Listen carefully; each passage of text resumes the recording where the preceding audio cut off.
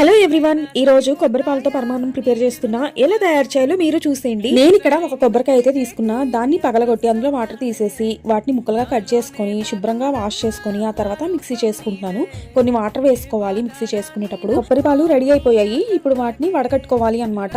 ఇంకా పిప్పిని పక్కన పెట్టేసేసి కొబ్బరి పాలను అయితే తీసుకోవాలి. కావాల్సి మీరు కొన్ని వాటర్ అయినా కలుపుకోవచ్చు. నెక్స్ట్ వచ్చి స్టవ్ వెలిగించుకొని గిన్నె పెట్టుకొని అందులో ముందుగానే వాష్ చేసుకొని 4 గంటల పాటు నానబెట్టుకున్న బియ్యాన్ని వేసేసి ఉడికించుకోవాలి. ఆ తర్వాత కొబ్బరి పాలు వేసి దగ్గరకు అయిన తర్వాత కొంచెం సాల్ట్ వేసుకోవాలి. తర్వాత నేను ఇక్కడ బెల్లం పొడి వేస్తున్నా అనమాట. నేను ఇక్కడ 2 కప్పుల బియ్యానికి 2 కప్పుల బెల్లం పొడి అయితే వేసాను. తీపి చూసుకొని వేసుకోవాలి, సరిపోకపోతే ఇంకొంచెం వేసుకోవచ్చు. ఫైనల్లీ ఎమ్మి కొబ్బరి పాల రైస్ రెడీ అయిపోయింది. ఫైనల్ గా డ్రై ఫ్రూట్స్ అయితే నెయ్యిలో వేయించి వేసాను అనమాట. ఫైనల్ గా కాస్త నెయ్యి అయితే యాడ్ చేస్తున్నా. ఈ నెయ్యి అనేది పాలన్నాన్ని రెట్టింపజేస్తుంది. ఇక్కడ నేను ఇలాచి పౌడర్ వేయలేదు, ఇష్టమైతే వేసుకోవచ్చు. అంతే, కొబ్బరి పాల పరమాన్నం రెడీ అయిపోయింది.